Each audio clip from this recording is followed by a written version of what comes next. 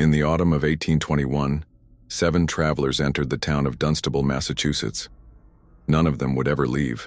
What the Ashcroft family did to them in the name of their twisted faith would stain the Massachusetts soil with blood for generations to come. The morning fog clung to the marshlands behind the Ashcroft estate like a burial shroud, thick and suffocating in the October air of 1821. Reverend Thomas Whitmore pulled his woolen coat tighter as he followed the constable through the tall reeds, their boots squelching in the dark mud that seemed to swallow sound itself.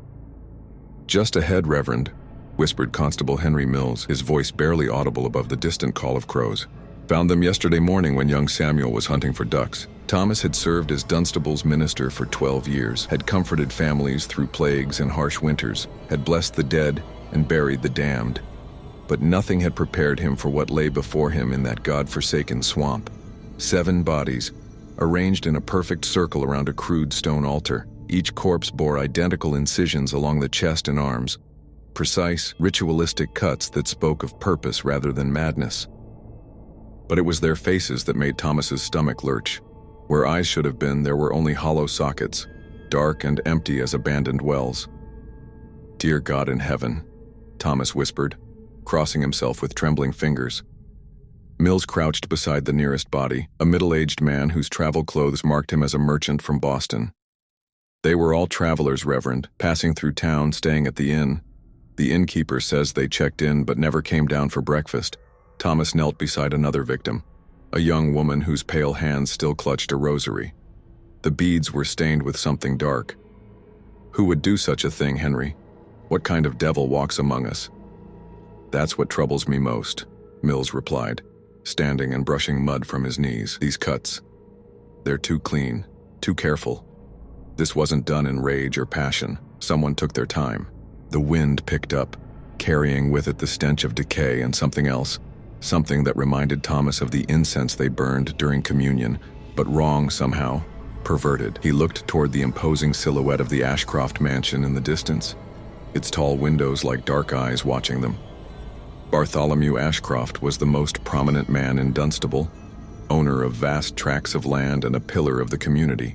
His family had arrived from England 3 generations ago, bringing with them wealth, influence, and a reputation for unwavering moral strictness.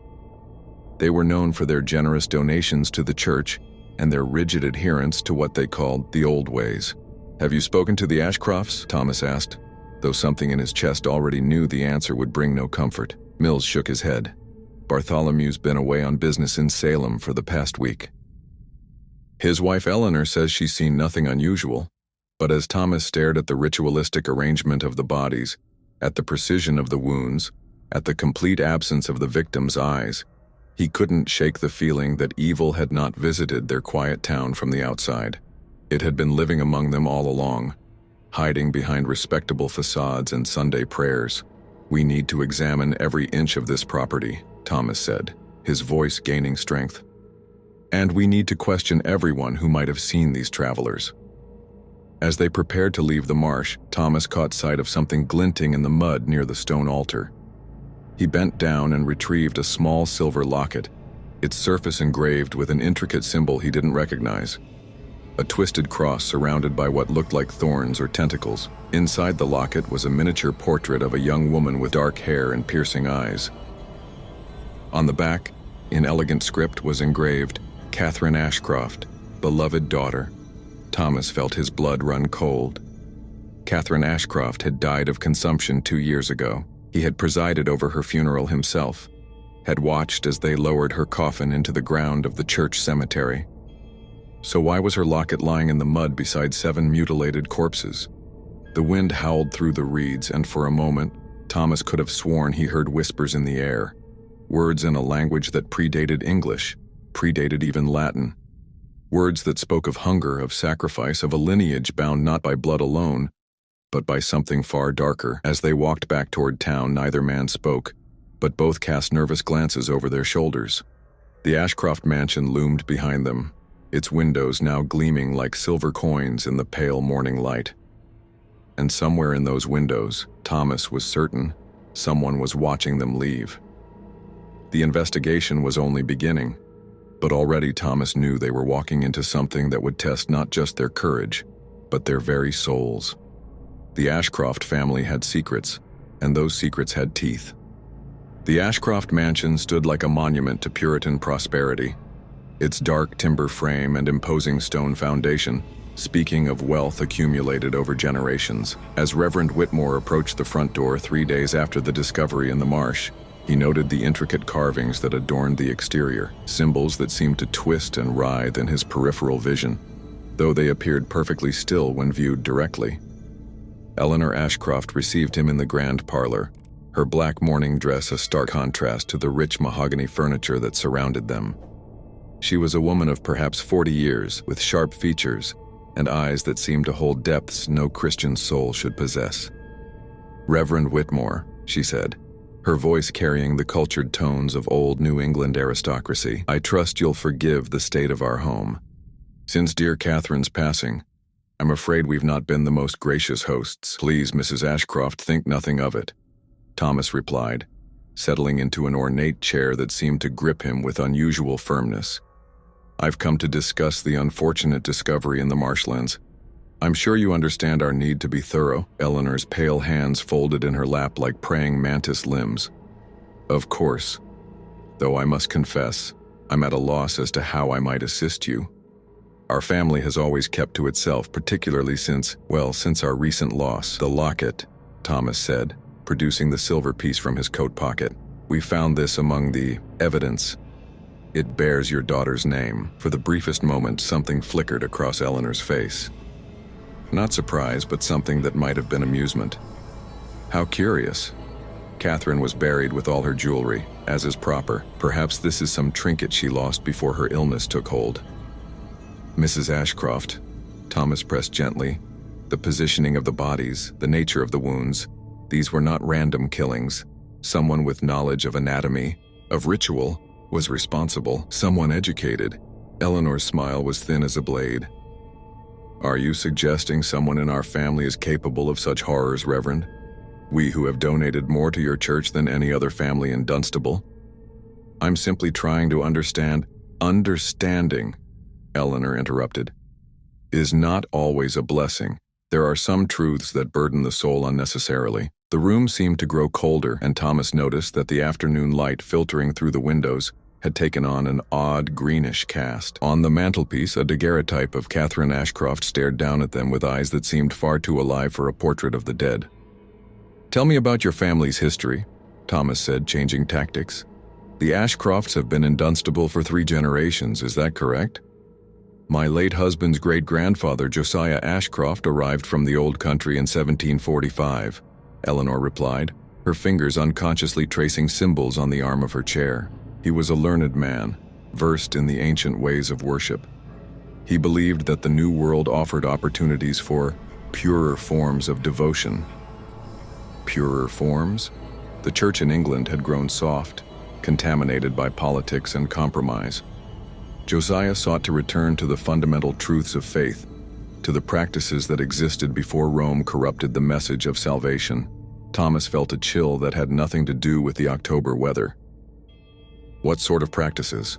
Eleanor's eyes gleamed with an inner light that made Thomas's skin crawl. "The understanding that sacrifice is the highest form of prayer, that blood is the currency of the divine, that some souls are chosen to serve as bridges between this world and the next." "Mrs. Ashcroft," Thomas said carefully, "these ideas sound dangerously close to heresy." "Heresy?" Eleanor laughed, a sound like breaking glass. "Reverend, your Bible is full of blood sacrifice.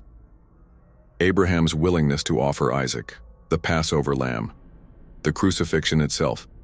We simply understand that these were not metaphors, but instructions."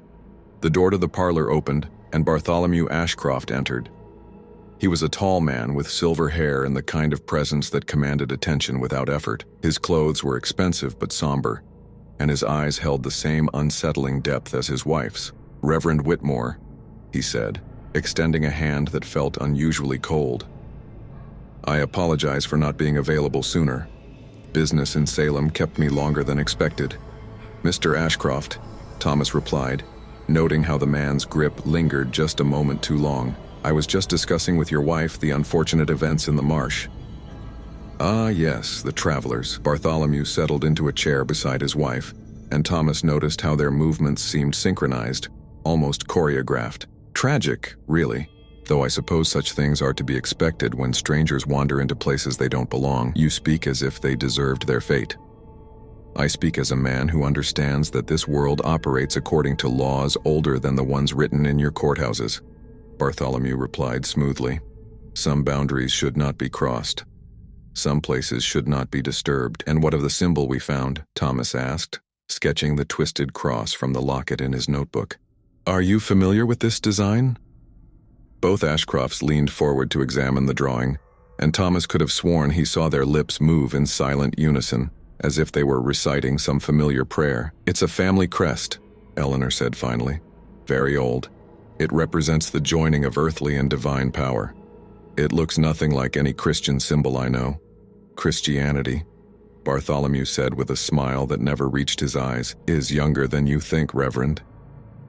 There were other faiths in the world before Rome decided to rewrite history.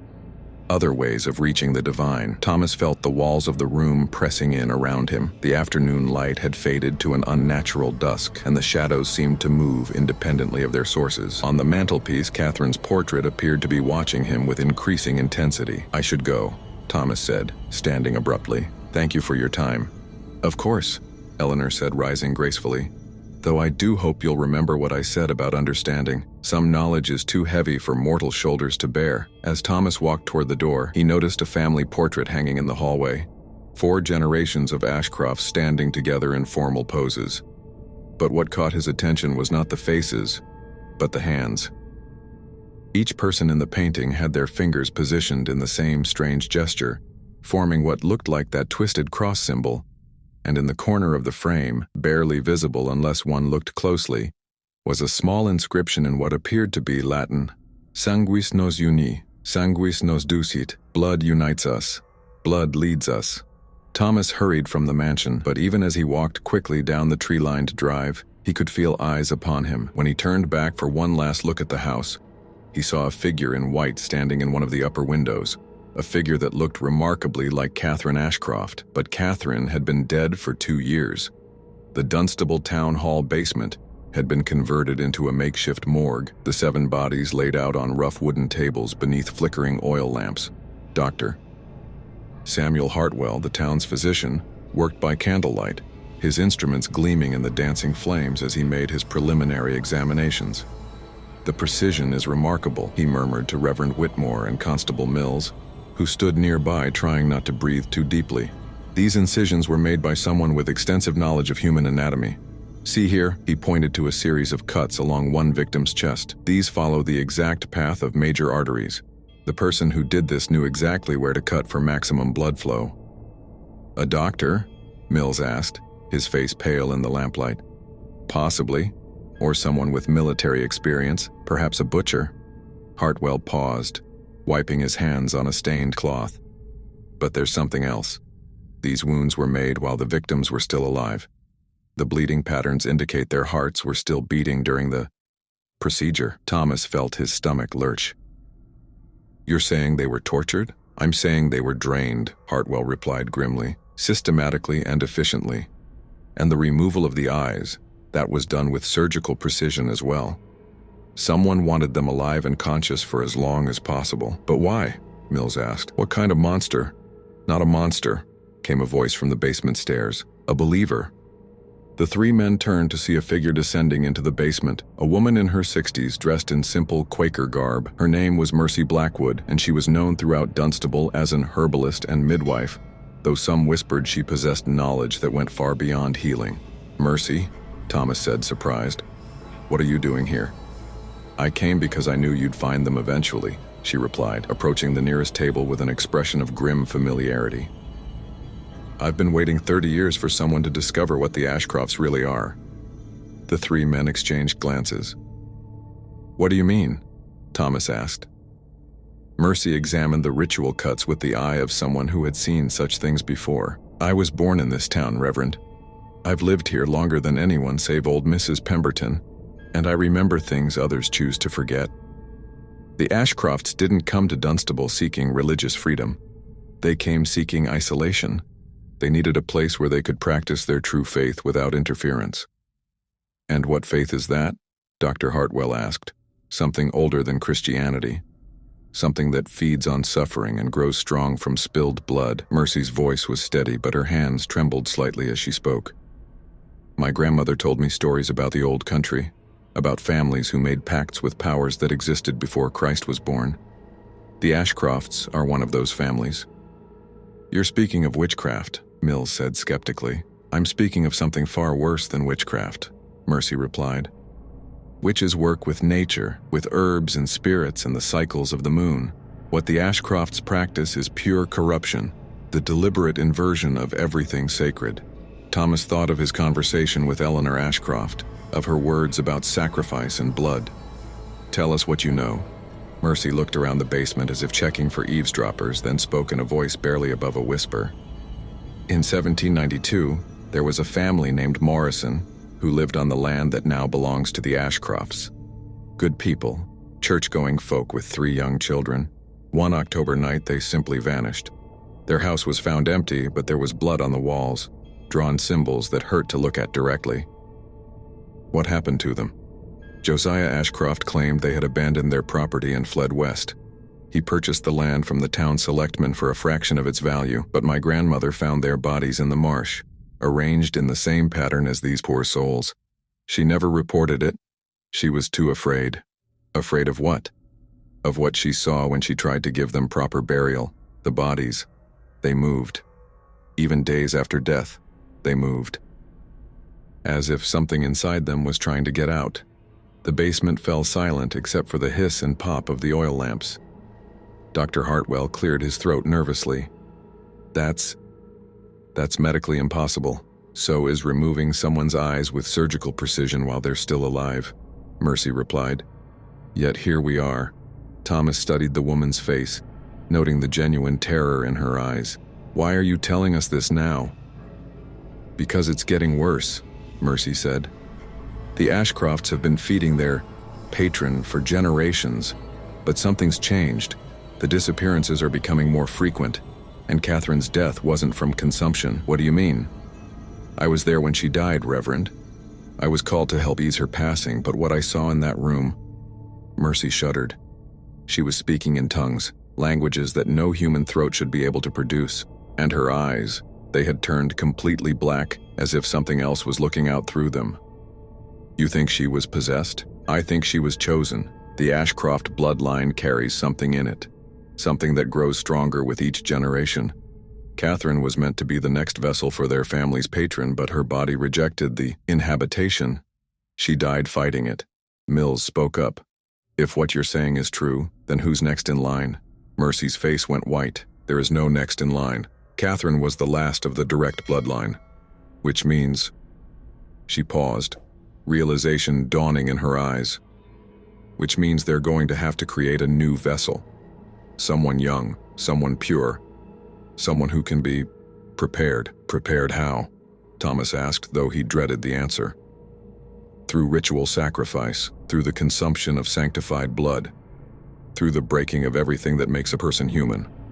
Mercy grabbed Thomas's arm with surprising strength. There's a young girl in town, isn't there? Someone who's caught their attention? Thomas felt ice water run through his veins. Mary Prescott. She's been helping Eleanor Ashcroft with household duties since Catherine's death. She's only 15. Then we may already be too late, Mercy whispered. The ritual can only be performed during the dark moon, when the barrier between worlds is thinnest. And that's... Tomorrow night, Dr. Hartwell finished consulting his almanac. The 4 of them stood in the flickering lamplight surrounded by the bodies of 7 innocent people, and felt the weight of revelation settling upon them like a shroud. The Ashcrofts weren't just murderers. They were something far worse. They were servants of an ancient evil that had been feeding on Dunstable's innocent for generations. And if they didn't act quickly, young Mary Prescott would become the next link in a chain of horror that stretched back to the old country and forward into a future too dark to contemplate. We need to get her away from them, Thomas said, his voice gaining strength. Tonight. And then what? Mills asked. What can we do against something like this? Mercy's eyes glittered with grim determination. We can fight. The old evil is strong, but it's not invincible. There are ways to break the chain, to sever the connection between the family and their patron, but it will require courage, and it will require sacrifice. What kind of sacrifice? Thomas asked. The kind that most people aren't willing to make, Mercy replied. The kind that demands everything you are, everything you believe in, everything you hold dear. As they prepared to leave the basement morgue, Thomas took one last look at the 7 bodies. 7 innocent people who had died horrible deaths to feed an ancient hunger. 7 people who would never see their families again, never feel sunlight on their faces, never know the simple joy of being alive. He would not let Mary Prescott become the 8th. The October night was moonless and cold, with clouds that seemed to press down upon the earth like a suffocating blanket. Reverend Whitmore, Constable Mills, Dr.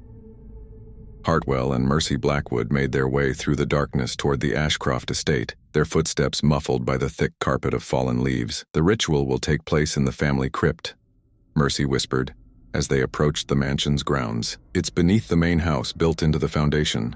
Josiah Ashcroft designed it specifically for their ceremonies. Thomas carried his Bible and a vial of holy water, though he wondered if such traditional weapons would prove effective against the evil they were about to face. Are you certain Mary is still alive? They need her conscious and aware for the ritual to work, Mercy replied grimly. The transformation requires the willing surrender of the soul, even if that surrender is coerced through terror.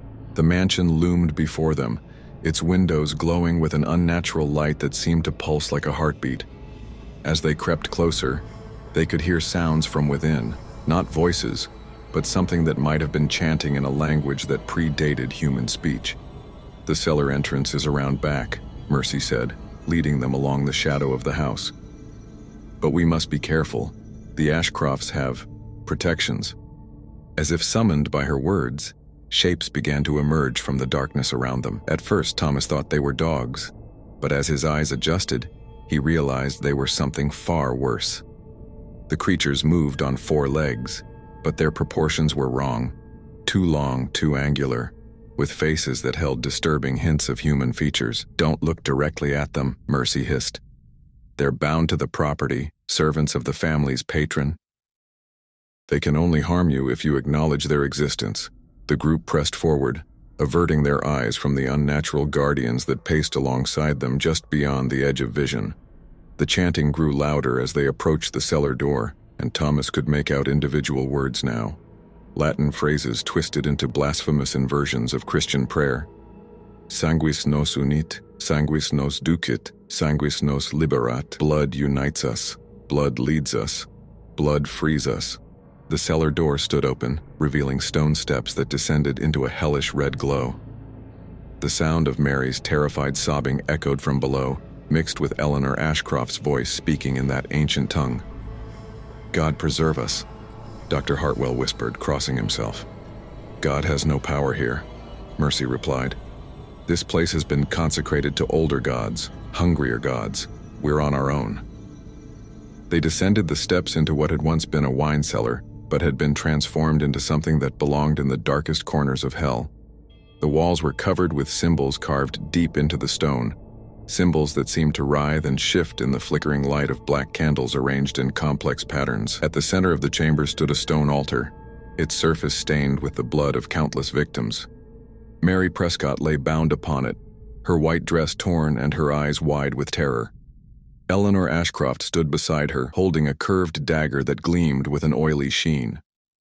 "Ah, our witnesses have arrived," Eleanor said without turning around.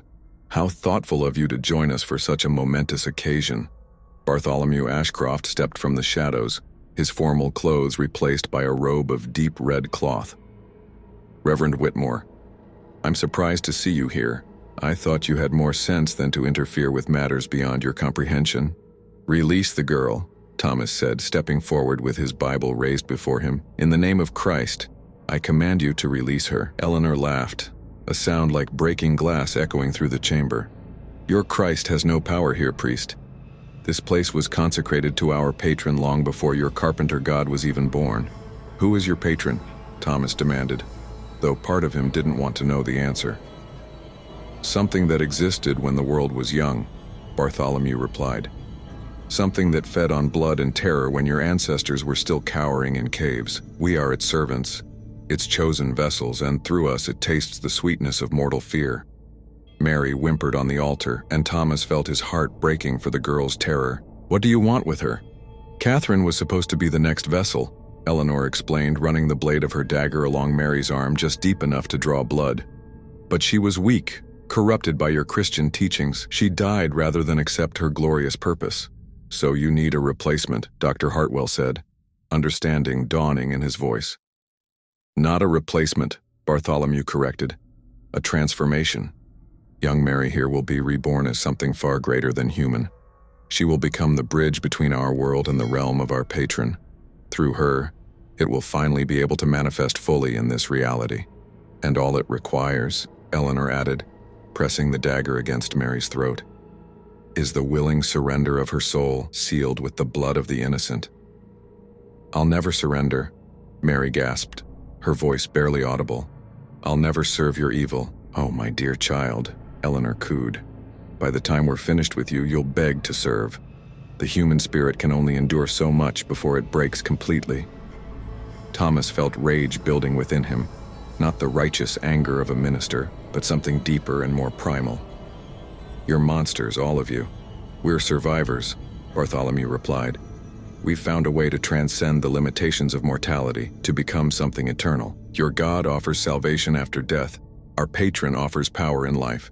Power built on the suffering of innocence," Mills said, his hand moving to his pistol. "All power requires sacrifice," Eleanor said. "Your Bible is full of such lessons, if you know how to read them properly." As she spoke, the symbols on the walls began to glow with an inner light, and the temperature in the chamber dropped noticeably.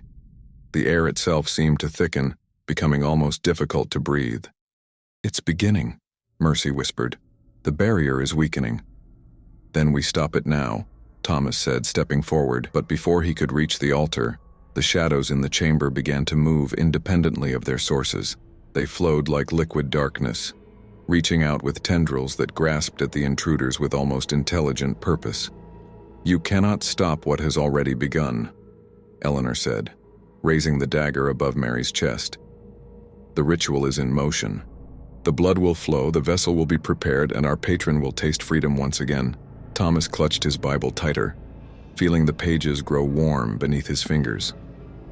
Around him, his companions prepared for a battle that would determine not just Mary's fate, but the fate of everyone in Dunstable. The ancient evil that had fed on their town for generations was about to be unleashed in full, and they were the only ones standing between it and the innocent lives it hungered to consume. The dagger began its downward arc toward Mary's heart, and Thomas knew they had only seconds to act before the girl's blood sealed a pact that would damn them all. The moment Eleanor's dagger began its descent toward Mary's heart, Mercy Blackwood stepped from the shadows and spoke a single word in a language that seemed to make the very air tremble. The blade stopped inches from the girl's chest, frozen as if held by an invisible hand. "Impossible," Eleanor hissed, her eyes widening in genuine shock. "You're nothing but a simple herb woman." "I'm the last of the Blackwood line," Mercy replied, her voice carrying new authority. "My family has been watching yours for 3 generations, waiting for this moment. We remember the old ways too, Eleanor. The ways that came before your patron's corruption." Bartholomew snarled and gestured toward the shadows, which surged forward like living things. But Thomas stepped between them and Mary, his Bible now glowing with a warm golden light that drove the darkness back. "The power of Christ compels you," he said, his voice echoing strangely in the chamber. "In the name of the Father, the Son, and the Holy Spirit, I banish you from this place." "Your God is weak here," Bartholomew spat, but Thomas noticed the man had stepped back from the light emanating from the Bible. "My God is stronger than your ancient parasite," Thomas replied, advancing steadily. "My God offers love, forgiveness, redemption. Your patron offers only hunger and death." Dr. Hartwell and Constable Mills moved to untie Mary from the altar, while Mercy began chanting in what sounded like Gaelic, her words weaving a protective barrier around the girl. The symbols on the walls flickered and dimmed, as if fighting against some opposing force. "You understand nothing," Eleanor screamed, her composure finally cracking. "Our patron has fed on this land for centuries. It has grown strong on the blood of the innocent. It will not be denied its feast. Then let it feast on us instead, Thomas said, stepping directly in front of the altar. Let it take those who choose to stand against it, rather than an innocent child. The temperature in the chamber plummeted even further, and frost began to form on the stone walls. The black candles flickered wildly, their flames dancing in impossible colors: deep purple, sickly green, blood red. "You would sacrifice yourself for this girl?" Bartholomew asked, genuine curiosity replacing his earlier anger. "I would sacrifice myself for any innocent," Thomas replied. "That's what separates us from you. You take life to feed your patron. I would give my life to protect it." "And I as well," Dr. Hartwell said, moving to stand beside Thomas. "And I," Mills added, drawing his pistol, though they all knew it would be useless against what they faced. "And I," Mercy concluded, her chanting growing stronger, "for the sins of your family, for the innocent lives you've taken, for the corruption you've spread through this town, I offer my life to see it ended." The four of them stood together before the altar, united in their determination to protect Mary and stop the ritual. The Ashcrofts looked at them with expressions of confusion and growing concern. "You're willing to die for someone you barely know?" Eleanor asked, her voice wavering. "We're willing to die for what's right," Thomas replied. "For justice, for the protection of the innocent, for the hope that good can triumph over evil." "But why?" Bartholomew demanded. "What do you gain from such sacrifice?" "Everything," Thomas said simply. "We gain everything that makes us human. Love, compassion, the knowledge that we stood for something greater than ourselves. Your patron offers power, but it strips away everything that makes life worth living." As he spoke, the light from his Bible grew brighter, and the symbols on the walls began to crack and crumble. The shadows recoiled further, and the unnatural cold began to recede. "No," Eleanor gasped, clutching the dagger tighter. "We've come too far. We've sacrificed too much." "You've sacrificed nothing," Mercy said, her voice filled with pity. You've taken lives, taken innocence, taken hope, but you've never given anything of yourselves." "We've given our souls to our patron," Bartholomew protested. "You've sold your souls," Thomas corrected. "True sacrifice requires love, not selfishness. It requires choosing others over yourself, not feeding your own desires." The chamber began to shake, and dust rained down from the ceiling. The altar itself started to crack, spiderweb fractures spreading across its blood-stained surface. "The foundation is weakening," Mercy said. "The ritual site is losing its power." "Because it was built on corruption," Thomas realized. "It draws strength from selfishness, from the desire to take rather than give. But when faced with true sacrifice, with genuine love for others, it cannot stand." Eleanor raised the dagger again, desperation driving her movements. "Then I'll finish this the old way, blood for blood, life for life." But as she brought the blade down, Mary Prescott did something unexpected. Despite her bonds, despite her terror, she twisted on the altar and spoke directly to the Ashcrofts. "I forgive you," she said, her young voice clear and strong. "I forgive you for what you've done, and I forgive you for what you planned to do to me." The effect was immediate and devastating. The dagger shattered in Eleanor's hand, its fragments turning to dust before they hit the floor. The remaining symbols on the walls cracked and fell away, leaving only bare stone. The unnatural cold vanished, replaced by warmth that seemed to emanate from Mary herself. "Impossible," Bartholomew whispered, staggering backward. "Forgiveness cannot. It should not. Your patron feeds on hatred, on fear, on the desire for revenge," Thomas said, understanding flooding through him. "But forgiveness starves it, love weakens it, sacrifice destroys it." The chamber continued to shake as the evil that had been bound to this place for generations found itself faced with something it could not comprehend or combat. The Ashcrofts looked around in growing panic as their source of power crumbled around them. "What have you done?" Eleanor demanded, her voice breaking. "We've done what your family never could," Mercy replied.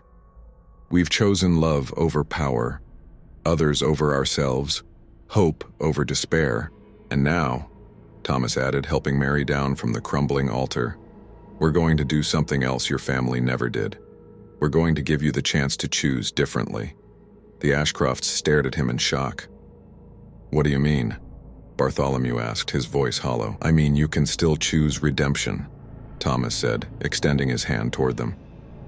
"You can renounce your patron, ask for forgiveness, and try to make amends for the lives you've taken." Eleanor laughed bitterly. "Forgiveness? For what we've done? Impossible." "Nothing is impossible with God," Thomas replied. "Even the deepest darkness can be redeemed if the heart truly seeks the light." But even as he spoke, the chamber gave one final violent shake. The ceiling began to collapse, and through the gaps they could see something vast and terrible stirring in the darkness above, something that had been denied its feast and was not pleased. "We need to get out of here, Dr. Hartwell shouted over the growing rumble. "Now!" As they rushed toward the stairs, Eleanor Ashcroft suddenly cried out, "Wait!" She turned to face the collapsing chamber, her face twisted with anguish. I choose differently. I renounce my patron. I choose forgiveness." The words seemed to cost her everything. She aged years in seconds, her hair turning white, her face becoming deeply lined. But her eyes became clear for the first time, free of the dark influence that had consumed her family for generations. Bartholomew stared at his wife in horror and rage. "What have you done? You've condemned us both." "No," Eleanor said weakly, reaching toward Thomas. "I've freed us both. Choose, husband. Choose redemption, while you still can." But Bartholomew's face hardened with fury. "I choose power," he snarled, and turned back toward the collapsing chamber, calling out to his patron in that ancient tongue. The last thing they saw before fleeing up the stairs was Bartholomew Ashcroft, being consumed by the very darkness he had served, his screams echoing through the chamber as centuries of evil turned upon itself. 3 months had passed since the night that changed Dunstable forever. The Ashcroft mansion had collapsed completely, the earth itself seeming to reject the evil that had been rooted there for so long. In its place grew a meadow of wildflowers, an impossibility in the harsh New England winter. But no one questioned the miracle. Reverend Thomas Whitmore stood in his study, reading a letter from the bishop in Boston. The church had officially classified the Ashcroft incident as a localized demonic manifestation successfully contained through prayer and faith. The 7 murdered travelers had been given proper burial, their families notified, and the official record would show they had died from exposure in an early winter storm. Some truths, Thomas had learned, were too dark for the world to bear. Eleanor Ashcroft had survived that terrible night, though she was forever changed. The woman who had once commanded dark powers now spent her days in prayer and service, working at the local orphanage and tending to the sick. She remembered everything she had done, but the terrible weight of those memories seemed to fuel her determination to make amends. "She's found peace," Mercy Blackwood said, entering the study with a cup of tea. At 70, Mercy had taken on the role of Thomas's unofficial advisor in matters both spiritual and practical. "I saw her this morning reading to the children at the orphanage. They love her stories. Stories of redemption, I hope," Thomas said with a slight smile. "Stories of second chances, of choosing light over darkness, of the power of forgiveness to transform even the most corrupted soul." Mercy settled into the chair across from his desk. "She's become quite the teacher in her way." Through the window they could see Mary Prescott walking down the main street of town, healthy and whole. The girl had shown remarkable resilience in the aftermath of her ordeal, though she sometimes woke with nightmares. Dr. Hartwell had taken her into his household as a ward, and she was thriving under his care. "And the others?" Thomas asked. "Constable Mills has been promoted to sheriff by the county," Mercy reported. His official report credited the resolution of the murders to thorough investigation and divine providence. "He's asked no uncomfortable questions about what really happened that night. Dr. Hartwell has become something of a local legend. Word has spread about his skill with difficult cases, and he's had requests for consultation from as far away as Salem." Mercy paused. "Though he's refused them all, says he's had enough of darkness for one lifetime." Thomas nodded, understanding the sentiment. The battle in the Ashcroft crypt had changed all of them, showing them depths of evil they had never imagined, but also revealing heights of courage and love they hadn't known they possessed. "There's something else," Mercy said, her tone becoming more serious. "I've been researching the Ashcroft family's history, tracing their connections to other families, other towns. And they weren't the only ones. There are other bloodlines, other servants of that ancient patron. Some in New York, some in Pennsylvania. The evil we faced here was just one tentacle of something much larger." Thomas felt a chill run down his spine. "Are you saying this isn't over?" "I'm saying our work isn't finished," Mercy replied. "The Ashcroft line is broken, their ritual site destroyed, their patron weakened. But there are others out there, and now that we know what to look for..." She let the implication hang in the air. Thomas understood. They had gained knowledge and experience in fighting an ancient evil, and with that knowledge came responsibility. "We'll need allies," he said finally. "People we can trust. People willing to face the darkness." "I've already begun making inquiries," Mercy said. "There are others like us scattered across New England. Ministers, doctors, wise women, lawmen. People who've encountered the unexplained and chosen to fight rather than flee. A network of guardians, exactly. Because while we saved Dunstable, there are other towns, other innocent people who need protection from the servants of the old evil." Thomas looked out at his peaceful town, at the people going about their daily lives in blissful ignorance of how close they had come to damnation. Children played in the streets, merchants hawked their wares, and somewhere in the distance, church bells were ringing for evening prayer. "Then we'll answer that call," he said. "We'll stand watch against the darkness, wherever it may arise. And if we fall, then others will take our place," Thomas replied with certainty. "Good will always find a way to stand against evil, as long as there are people willing to choose love over hate, sacrifice over selfishness, hope over despair." That evening, as Thomas prepared for bed, he found a letter that had been slipped under his door. The handwriting was Eleanor's, shaky but determined. "Reverend Whitmore, I wanted you to know that I've made arrangements to donate all remaining Ashcroft property to the church and the town.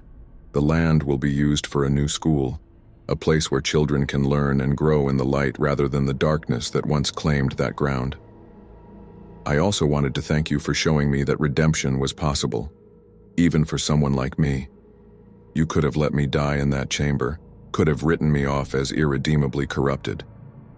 Instead, you offered me a chance to choose differently. I will spend the rest of my days trying to be worthy of that chance." In faith and gratitude, Eleanor Thomas folded the letter carefully and placed it in his Bible. Between the pages of the Gospel of Luke, the story of the prodigal son who came home to forgiveness. Outside his window, the stars shone with unusual brightness, and somewhere in the distance he could hear children laughing. The evil that had plagued Dunstable for generations was broken, its power scattered to the winds. But Thomas knew that evil, like darkness itself, was eternal. It would always find new vessels, new servants, new ways to corrupt and destroy. The price of freedom was eternal vigilance, and the cost of love was the willingness to sacrifice everything for others. He knelt beside his bed and prayed, not just for the souls of the 7 travelers who had died, not just for Mary's continued healing, not just for Eleanor's journey toward redemption, but for all the innocent people in all the small towns across America who might one day face the kind of ancient evil that had nearly consumed them all. And in churches and laboratories and sheriff's offices across New England, other guardians knelt in similar prayer, bound together by shared purpose and unshakable faith in the power of good to triumph over evil. The Ashcroft line was ended, but their watch had just begun. In the meadow where the mansion once stood, wildflowers bloomed impossibly in the winter snow, their petals glowing softly in the starlight, a reminder that even in the darkest places, hope could take root and grow. The evil lineage of the Ashcroft family was finished, but the lineage of those who stood against the darkness would continue forever, passed down from one generation of guardians to the next, ensuring that no innocent would ever again face the ancient hunger alone.